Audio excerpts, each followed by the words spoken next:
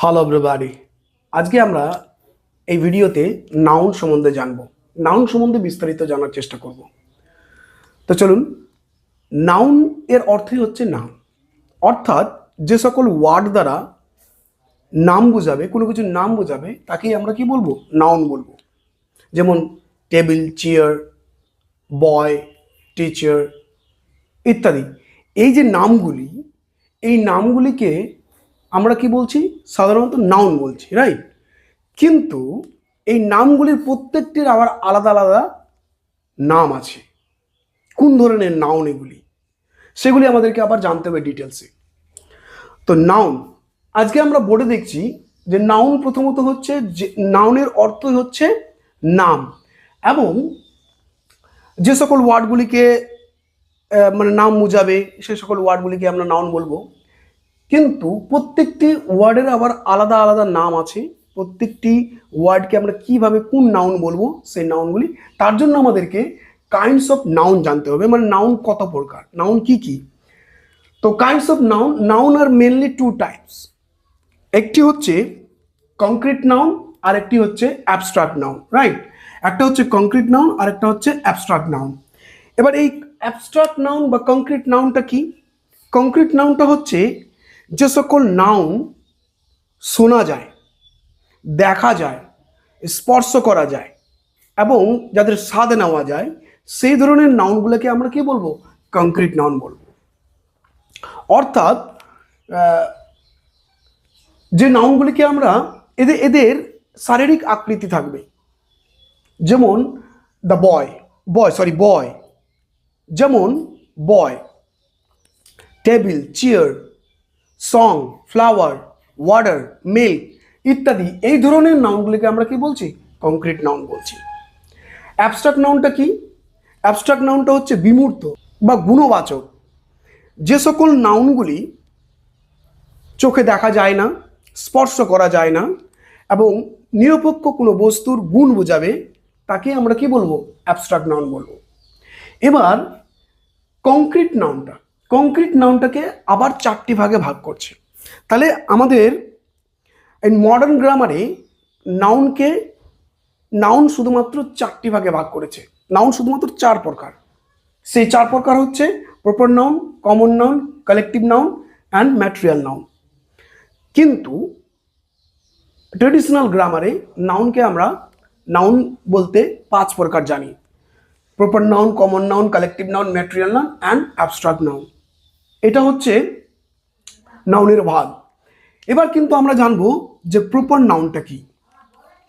Proper নাউনটা হচ্ছে যে নির্দিষ্ট কোনো বস্তুর নাম, ব্যক্তির নাম বা কোনো জায়গার নাম বোঝাবে নির্দিষ্টভাবে, পার্টিকুলারলি। সেই ধরনের নামগুলিকে আমরা কি বলবো? প্রপার নাউন বলবো। যেমন আমরা এখানে যদি দেখি,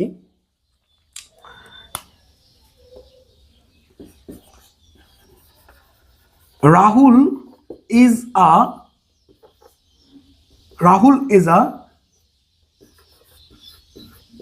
গুড বয়, রাইট? এখানে এই রাহুল ওয়ার্ডটি হচ্ছে প্রপার নাউন, কারণ এই রাহুলকেই বিশেষভাবে বোঝানো হচ্ছে যে রাহুল হচ্ছে একজন ভালো ছেলে। তো এই রাহুল ওয়ার্ডটি হচ্ছে প্রপার নাউন। এবার আমরা যদি এদিকে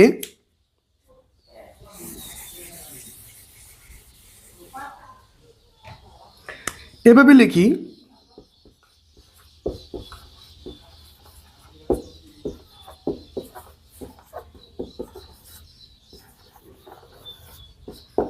Kolkata is a big city.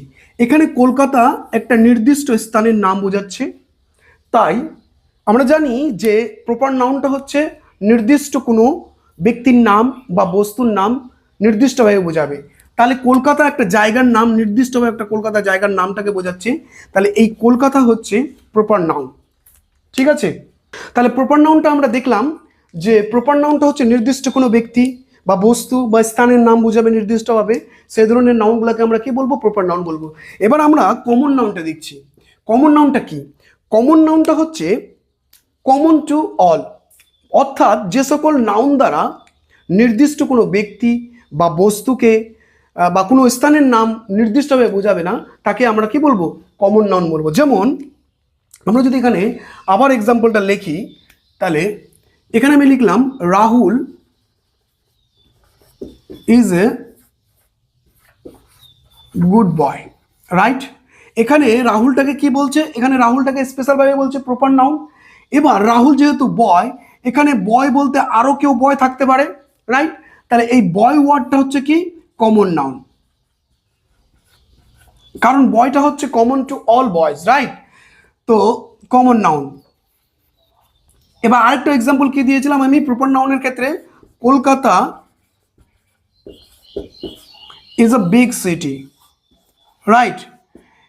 এবার কলকাতা যেখানে হচ্ছে প্রপার নাউন, এবার এখানে সিটিটা হচ্ছে কমন নাউন। তাহলে কারণ সিটিটা হচ্ছে প্রত্যেকটা সিটির ক্ষেত্রেই আমরা কমন ধরবো, যেমন এখানে সিটির মধ্যে কলকাতা, মুম্বাই, দিল্লি ইত্যাদি থাকতে পারে। তো সিটিটা হচ্ছে প্রত্যেকটা সিটির ক্ষেত্রে কমন, তাহলে এই সিটিটা হচ্ছে এখানে কমন নাউন, হোয়ারএজ কলকাতা হচ্ছে প্রপার নাউন। তাহলে কমন নাউনটা কি বললাম, যে সকল ওয়ার্ড দ্বারা কোনো নির্দিষ্ট ব্যক্তি, বস্তু বা স্থানের নাম নির্দিষ্টভাবে বোঝাবে না তাকে আমরা কি বলবো, কমন নাউন বলবো। এবার অন্যদিকে দেখি, এবার আমরা এই proper noun and common noun, proper noun and common নাউনের যদি ডিফারেন্সটা দেখি, প্রপার নাউন অ্যান্ড কমন নাউনের ডিফারেন্সটা দেখি। প্রপার নাউন এদিকে কমন নাউন,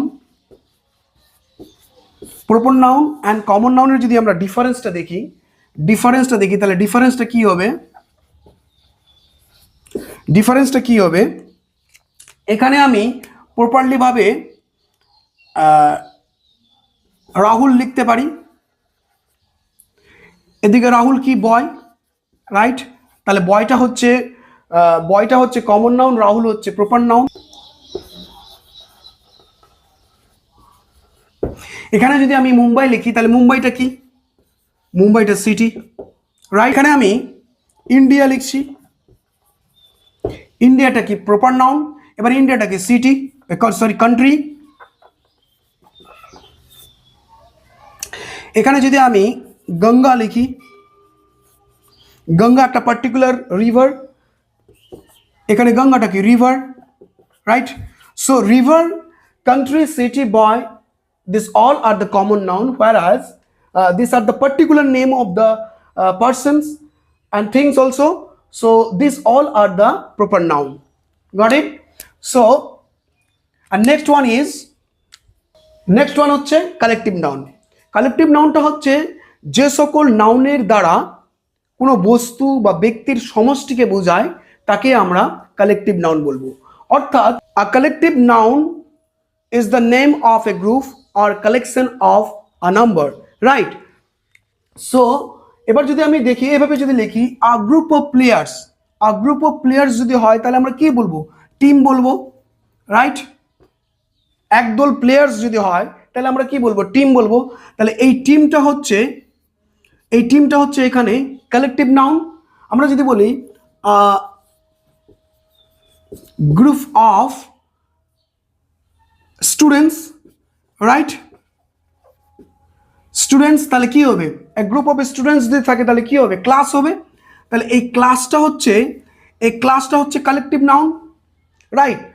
আ গ্রুপ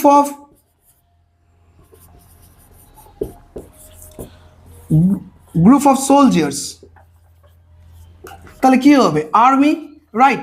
এই আর্মি ওয়ার্ডটা হচ্ছে এখানে কি collective noun. So this all are the collective noun. এবার আমরা দেখবো যে কালেকটিভ নাউন আর কমন নাউনের মধ্যে ডিফারেন্সটা কোথায়।